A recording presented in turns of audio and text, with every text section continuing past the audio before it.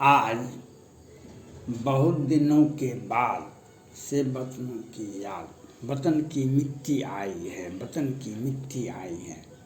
आज समीर वानखेड़े आर्यन केस में चारों तरफ से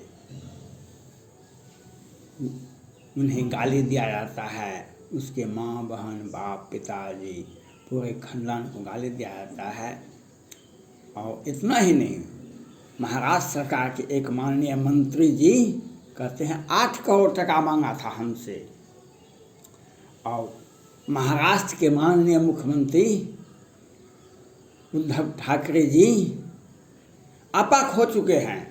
यहाँ तक कहते हैं उनको हम जेल में ढुका के रहेंगे, समीर वानखेड़े को। ये वही महाराष्ट्र सरकार है, ये वही महाराष्ट्र सरकार। जब सुशांत सिंह राजपूत केस में सीबीआई गई थी जांच करने के लिए, यहाँ की पुलिस गई थी जांच करने बिहार से, तो क्वारंटाइन कर दिया गया था। लेकिन उनका क्या व्यवस्था था कोरोना में, तो दुनिया ने देखा था किस तरह से माननीय वहाँ के जो तत्कालीन गृह मंत्री थे अनिल देशमुख साहब कहते थे नहीं, महाराष्ट्र पुलिस जांच करने में सक्षम है, कहाँ गए वे काहे। माननीय मुख्यमंत्री उद्धव ठाकरे जी को, अनिल देशमुख जी को और वहाँ की सरकार को 100 करोड़ प्रत्येक मंथली चाहिए था। तो कहाँ से आएगा? मैंने पहले भी कहा था, तो पैसे कहाँ से आएंगे? पैसे आते हैं किसी की हत्या कर देने से, किसी पैसा आता है ड्रग बेचने से, पैसा आता है शराब बेचने से, पैसा आता है अपराध करके किसी को लूट लेना, तब पैसे आते हैं। घोटाला करना, तब पैसे आते हैं। पैसे आने का कोई रास्ता होना चाहिए, लीगल रास्ता से तो पैसे आ नहीं सकते 100 करोड़। तो जैसे अनन्या पांडे जी को देखा आपने, ये 3 फिल्म किए, तीनों फिल्म फ्लॉप हो गया, 73 करोड़ का संपत्ति बन गया, जबकि पांडे साहब वहाँ पर बैठे हुए हैं। तो ये सब जो होता है, आज जो ड्रग का बचाव नहीं कर रहे हैं, ड्रग से जो व्यापार करते हैं उनमें एक खलबली है। आपने देखा होगा जो अमिताभ बच्चन की पत्नी जया बच्चन साहब जी ने राज्यसभा में भाषण दिए थे, जिस थाली में खाते हैं उसी थाली में छेद करती है। उन्होंने बिल्कुल सही कहा, आप लोगों ने नहीं समझा, उसका अर्थ आप अनर्थ लगा दिए। उनका कहने का मतलब एक ही था, जहाँ पर तुम खाती हो, जहाँ पर तुम्हारा व्यवसाय चलता है, जहाँ पर तुम जीवन चलता है, जहाँ पर तुम्हारा करोड़ का आमदनी होता है, वहाँ पर तो ड्रग बिकेगा ही, वहाँ पर तो हत्या होगी ही। उसके बारे में मत बताओ दुनिया को।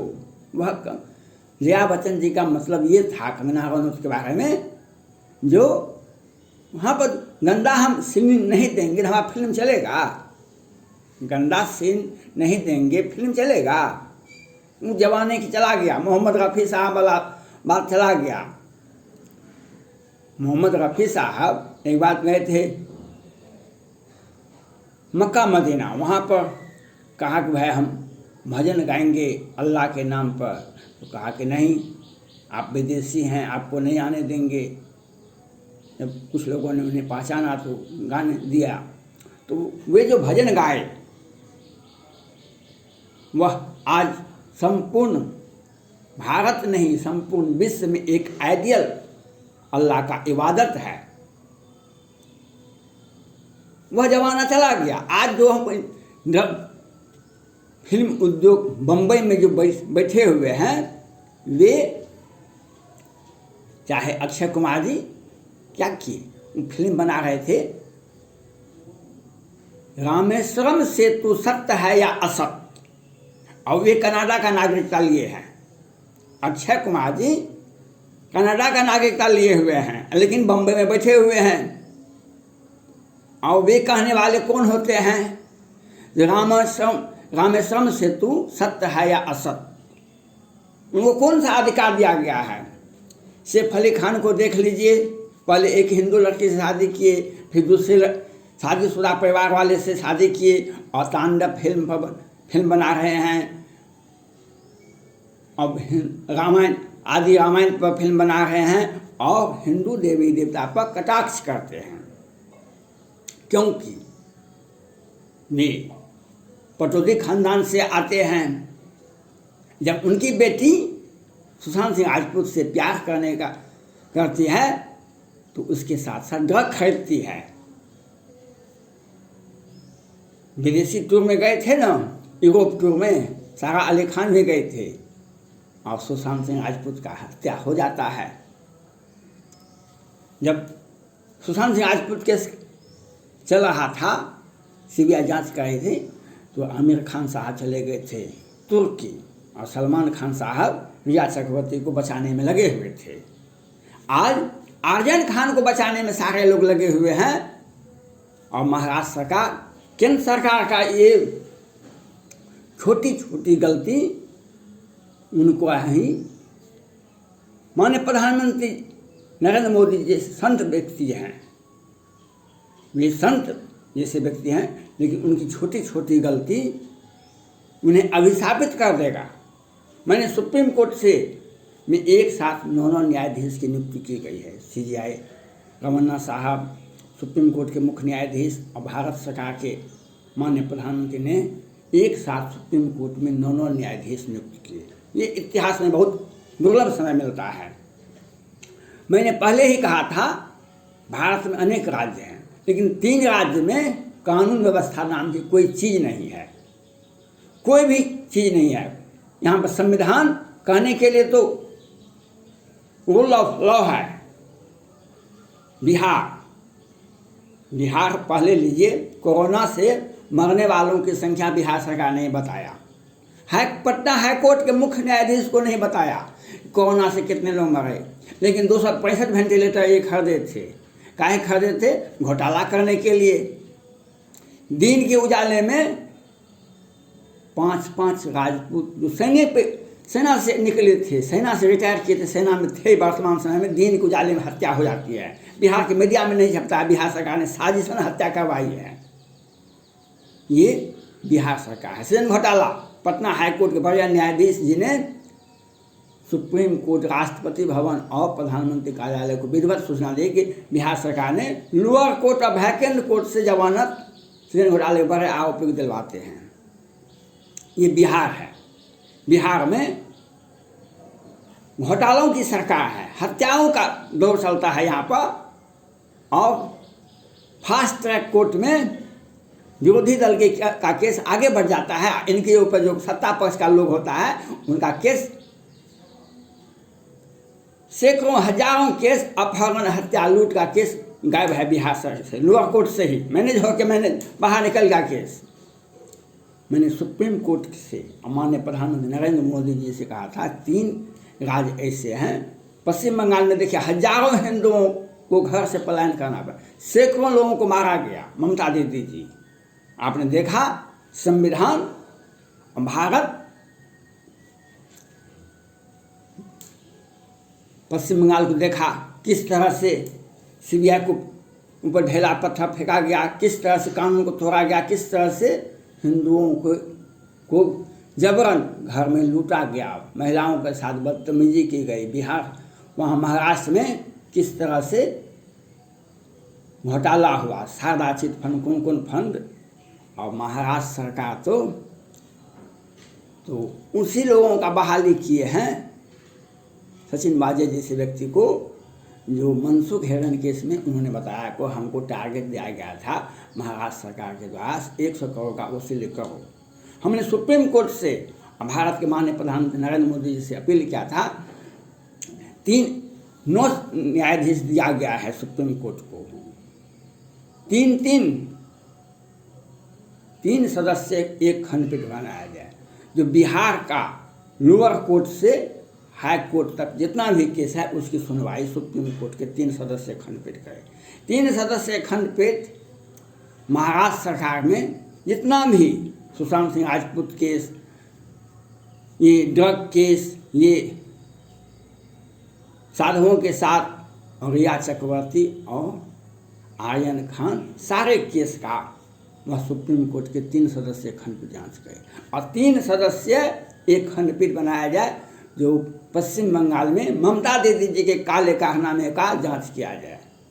किस तरह से हत्या वहाँ पर दिन के उजाले में बीच सड़क पर हत्या, बिहार वहाँ की पुलिस पकड़ नहीं सकती है,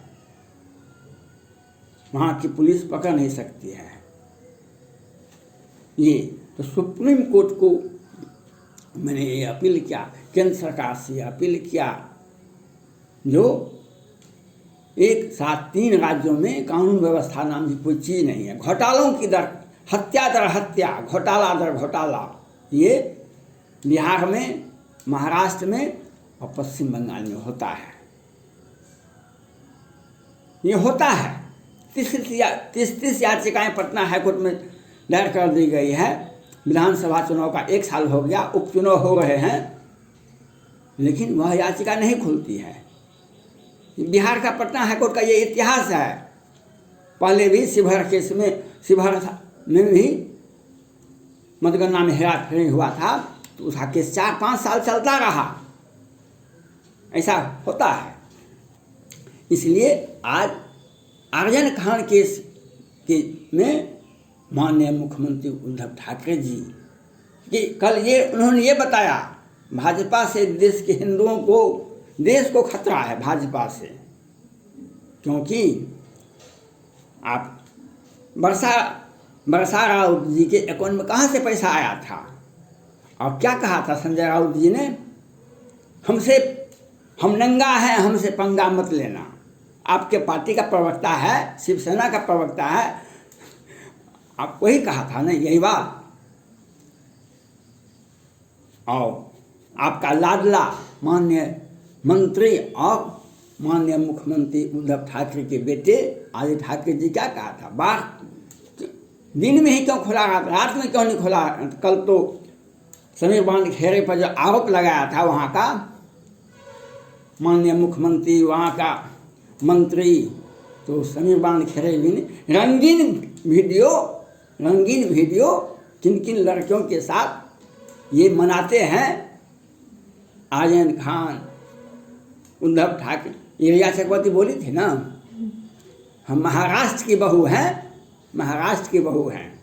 और वही रिया चक्रवर्ती महेश भट्ट के बारे में क्या बोली थी, बुढ़ा इनर्जेटिक है। आपने वो भी वीडियो देखा होगा। बम्बई, महाराष्ट्र, अमिताभ बच्चन जैसे व्यक्ति हैं जो अपराध करते हैं, लेकिन जोर जोर से आवाज़ प्रचार प्रसार करते हैं। उनकी नतनी नव्या नवेली भी ड्रग का सेवन ही नहीं करती है, बहुत रंगीन फिल्मों में दिखाती है, वो देखने में आती है। और उनकी पत्नी जया बच्चन जी राज्यसभा में ड्रग माफियाओं के नाम पर ड्रग माफियाओं को बचाते हैं। आज महाराष्ट्र सरकार समीर बांध खेरे को ऊपर आरोप, एक से एक आरोप लगाए हैं। ये केंद्र सरकार की जिम्मेवारी बनती है। पहले भी ऐसा होता रहा है, पहले भी महाराष्ट्र, पश्चिम बंगाल में भी आपने देखा होगा और महाराष्ट्र में देखा होगा। केंद्र सरकार के जो पदाधिकारी जाते हैं महाराष्ट्र, वहाँ पर उसे अपमानित किया जाता है, लेकिन केंद्र सरकार चुपचाप बैठे रह जाती है। मैं इसीलिए सुप्रीम कोर्ट से मैं ये अपील करना चाहता हूँ, 3 राज्यों में रूल ऑफ लॉ नहीं है। 3 राज्यों में, चाहे बिहार हो, महाराष्ट्र हो या पश्चिम बंगाल, 3 राज्यों में कानून का शासन नहीं है। इसके लिए आपको सोचना, 3 सदस्यीय खंडपीठ को केस को देना होगा। धन्यवाद।